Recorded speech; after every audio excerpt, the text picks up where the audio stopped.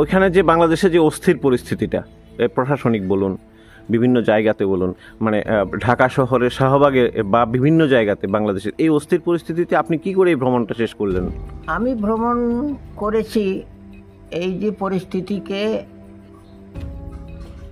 মেনে নিয়ে নয়, আমি এই পরিস্থিতিটাকে মেনে নেওয়ার মতো নয়, কেননা যে দেশ থেকে প্রধানমন্ত্রীকে পালাতে হয়েছে সেখানে আপনি এক পায়ে ওখানটা ভ্রমণ করতে হয়েছে, আর একটা পা তো আপনার ওখানটা নেই।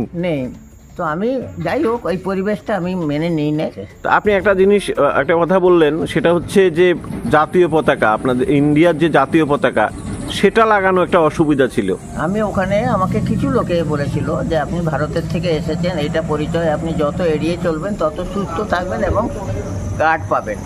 মানে ভারতের পতাকা যদি ওখানে আমি লাগাই, অনেকে ভারতের বিদ্বেষী মনোভাব থাকলে আপনার উপরে অ্যাটাক হতে পারে, যেহেতু আপনার একটা পা নেই, আপনি দৌড়বেন, পালাতে পারবেন না। হ্যাঁ, দৌড়তে পারবেন না, জিনিসপত্র সব ফেলেও আপনি পালাতে পারবেন না।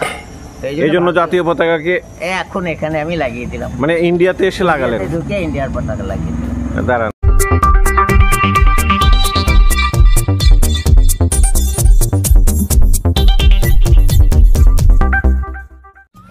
কি নাম বললেন আপনার? আমার নাম সুভাষ ধর, আমার বাবার নাম স্বর্গীয় উপেন্দ্রলাল ধর।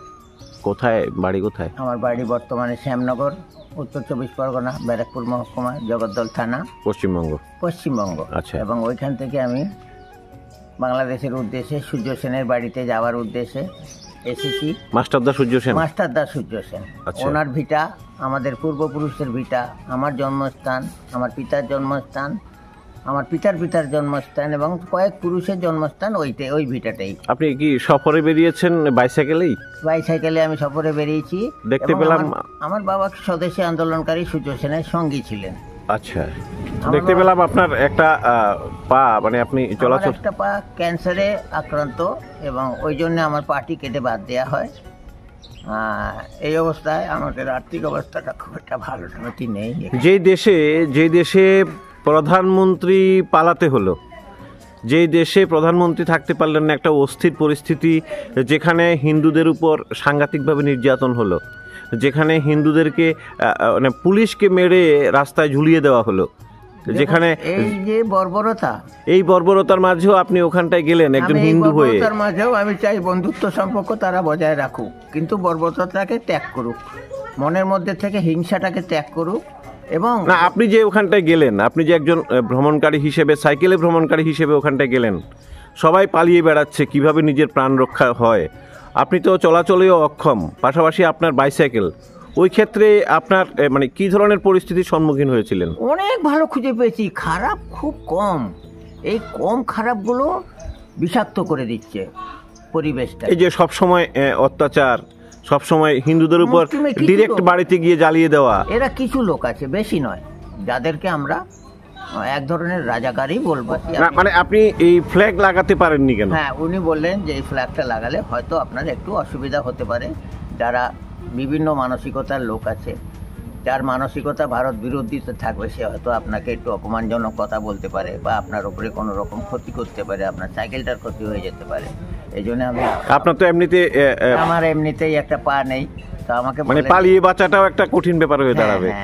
তাহলে আপনি ন্যাশনাল ফ্ল্যাগ লাগাতে পারলেন না? পারিনি।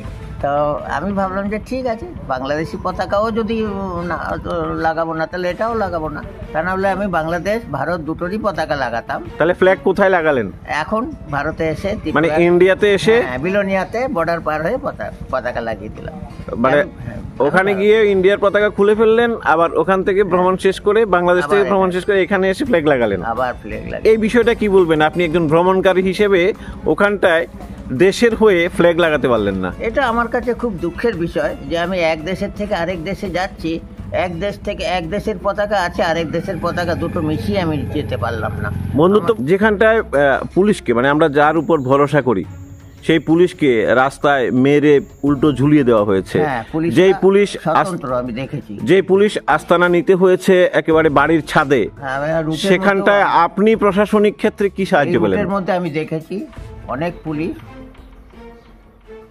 স্বতন্ত্রভাবে থাকছে, ভয়েতে, আতঙ্কিতভাবে চলাফেরা করছে মোড়ে মানে পুলিশের মনেই আতঙ্ক। হ্যাঁ, আমি দেখছি, নিজে সেটা চোখে দেখছি আমি, যে পুলিশরা নিজেটা একটা আতঙ্কিত মনোভাব নিয়ে ডিউটি করছে।